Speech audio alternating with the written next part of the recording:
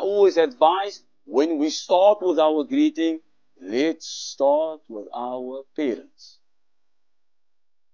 I've seen this, how a simple thing as greeting causes conflict. And this was not the purpose behind our forefathers putting something so beautiful in place. The purpose was to unite. The purpose was to forgive and not to divide. So when we start with our parents. Guess what? You give them the honor, even though they know. The first door to knock is the door of your parents. And believe you me, that might be your first, and you might not do other houses that day, because you're going to stay there for quite some time. Because it's an emotional thing. Allah takes us down memory lane, each individual.